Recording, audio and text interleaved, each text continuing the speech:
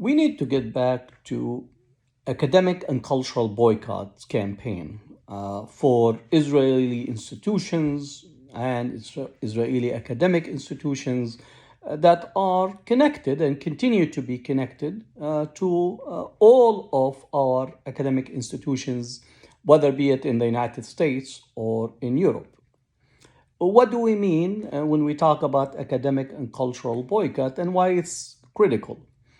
Many of our universities have a structured programs that facilitate universities in Israel having academic relations at the departmental and at the university level, which makes it normal for including Israel as part of everyday business of our departments. But this is at the structural element of erasure, exclusion, and not having any relationship whatsoever with Palestinian institutions. Similarly, with the cultural aspect, in terms of having cultural exchanges with Israeli institutions and so on, that makes normal. This is at a time, again, where Palestinian cultural content productions and engagement is either boycotted structurally, targeted by pro-Israel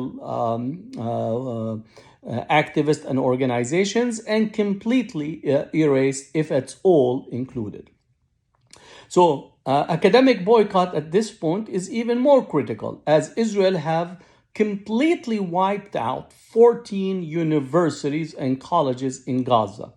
So think about it, as we have these academic programs, as we have some of the complaints that Palestinian activists and pro-Palestine organizations, SJP, Faculty for Justice in Palestine, and others, the complaint is about using terms and critiquing Israel, while complete utter silence on that Israel have actually wiped out universities, completely detonating the university buildings, the structures, killing almost 96 different academics, presidents of Palestinian universities.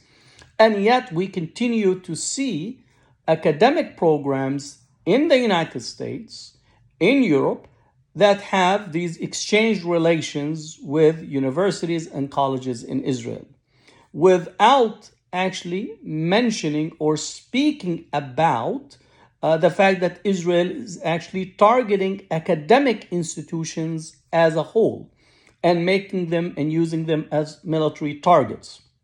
We're not speaking about a single building being hit accidentally or an air rocket hitting an academic building. We're talking about totally wiping out the academic institution and detonating, putting explosive in the same way that you have a destruction of a building whenever, a building that's old and they need to remove it in order to build a new building. Israel is actually doing this, detonating Isra University, Al-Aqsa University, Al-Azhar University, all the colleges and university in Gaza. So academic boycott right now has to be a set of principles. If we think that there is academic open exchange, how are the Gazan academics are going to have any exchange if all their university has completely been wiped out? Where are actually the concern about libraries that have been completely wiped out? Where are the interest actually in preservations of the cultural heritage if those who are engaged in the research, the work, the attention to the cultural heritage of the Palestinians in Gaza, and we could leave aside the West Bank, because the West Bank faces other elements of restrictions and imposed literally almost a siege on Palestinian academic institutions.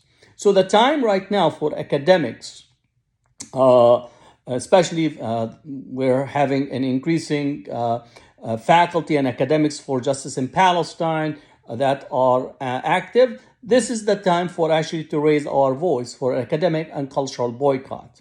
You cannot have it both ways. You cannot be wanting to facilitate academic exchange with Israeli universities while simultaneously allowing and being silent on Israel wiping the whole academic infrastructure of Palestinians in Gaza and imposing restrictions on Palestinian academics in the West Bank and a total erasure.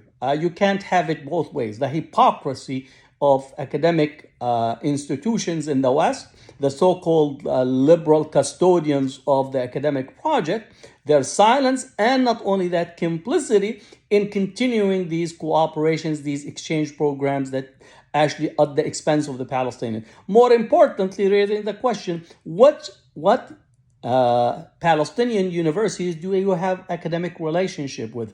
Which Palestinian universities have actually constructed an exchange program? Which academic universities you actually has facilitated this exchange? And again, when we talk about exchange and relations with Palestinian universities, we're not talking about those that are facilitated usually by Israeli operatives at the universities or that facilitated through the Israeli management. So it's almost a selected Palestinian that is vetted by Israel itself, that it does not challenge or speak or raises any questions about Israel continued occupation, continued settler colonization, continued restrictions and stranglement of the Palestinian academic institutions. So we need to continue to emphasize academic and cultural boycott campaigns, and for academic at the universities to raise these issues constantly with all of their academic institutions at a time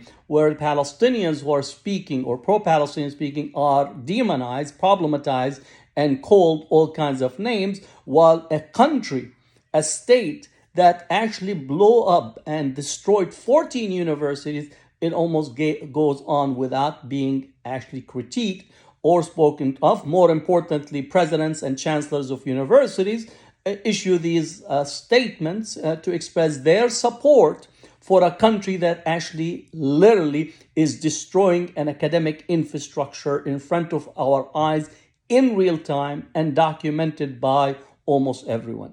So academic and cultural boycott is the message for us today, to continue to work and emphasize this as part of our continued campaign and work.